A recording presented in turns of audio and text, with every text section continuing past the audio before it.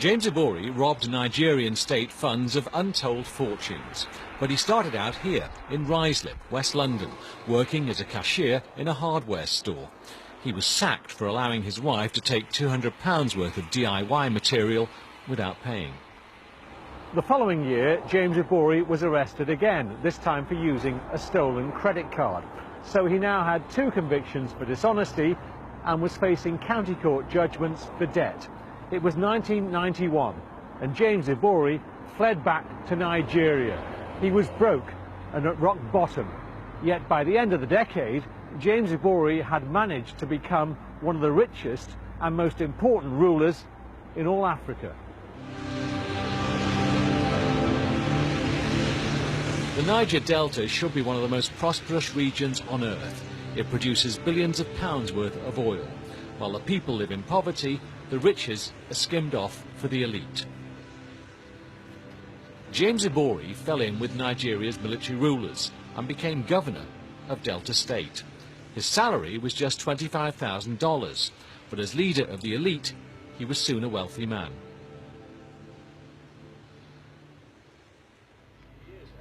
Nuhu Ribadu set up Nigeria's anti-corruption squad. His prime target was James.Ibori.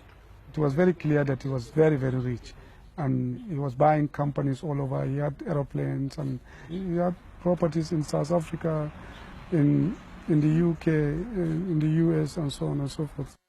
What's more, he was offering huge bribes. He gave me 15 million US dollars in cash. 15 million? 15 million cash in sack, big sack. And how big is a sack with $15 million? A big one, a huge one. How could you resist the temptation? There's no difference between $100 and $10 million or $50 million, as long as it is a proceed that is you have not genuinely earned it and it's not yours, and especially an individual who is fighting corruption. While in office, governors in Nigeria are immune from prosecution, but at the end of Ibori's term, he was charged with corruption. This is one of the interrogation rooms where Nigeria's politically exposed people, governors accused of corruption, have been brought. And for much of the last 10 years, the man who's been directing those interrogations and investigations is Ibrahim Lamorde. His biggest challenge, James.Ibori. We left him for last because we knew he had a lot of influence, but I think we also underestimated what was coming after his arrest. Ibori faced 170 charges, and all were dismissed by a court in Delta State. A devastating blow for Nigeria's anti-corruption squad. It's a guy that saved my life. Meanwhile, Nuhu Ribadu's anti-corruption work had amassed too many enemies. They tried to kill him. But, you know, to my shock and surprise, I just saw a pistol. The car was bulletproof. It needed to be. And the next thing was, bam, bam, bam. On a country road, he was ambushed. And it is a very solid bulletproof. After a second attempt on his life, Ribadu went into exile, leaving behind a political class that was rotten, none more than James.Ibori. He was a product of this completely, you know, corrupt system, and he became like the star of the whole thing. And he was so rich and powerful.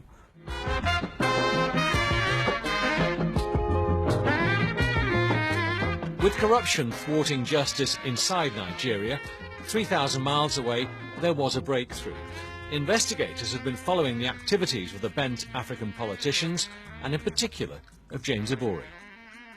You can see huge amounts of money being transacted, transfers coming in from Nigerian companies, huge amounts of cash being paid into those accounts, and they also live an absolutely extortionate lifestyle. I mean, there was $180,000 per month being spent on a credit card, which Mr. Ibori was using, a Centurion credit card. Every month? Every month. What was he buying? Well, he was spending money like water. One example, he should have been in Poland for a trip on behalf of his stay for 16 days. He spent 2 days there, flew back into London, and then flew off to Miami and Las Vegas for the other 14 days. He was obviously bringing large amounts of cash with him on the flights. He was flying in out of London like nobody's business, all the governors were. You never give me your money. Ibori's £5 million house in Hampstead is now up for sale. Then there's his apartment in Abbey Road, his country pile in Dorset, and various properties around the globe. He also has luxury cars on 3 continents, private schools for his children, and tens of millions in assets still to be traced. For the key to it all, laundering his stolen cash, he had a bent London solicitor. The lawyer's name was Bhadresh Gohil, and he worked for a firm in Mayfair. The law firm, who were unaware of Gohil's crimes, had offices here, across from the Ritz. They don't say who their clients are, but we know Gohil did work for a former president of Zambia, who was himself accused of gross corruption. More significantly, we know Gohil helped James Ibori launder his millions. And for that crime, Gohil had particular expertise. Gohil was the money laundering reporting officer for his company, so if there was any suspicions around any of the accounts, from members of staff, for example, they'd have to go to him. He's the compliance man? That's absolutely correct, yeah. When the police raided Gohil's office, they found plans mapping out money laundering scams, all designed to hide Ibori's funds. They were all there on computer hard drives hidden behind a fireplace. One scam described the $5 million deposit for the purchase of Ibori's latest toy, a $20 million private jet. It went via 2 accounts in Switzerland, it went from accounts in Mauritius, Germany, Luxembourg, Nigeria on 4 or 5 occasions. It goes back to Nigeria? It goes back and forth. We even had a company that was incorporated in a place called Nuri in Polynesia.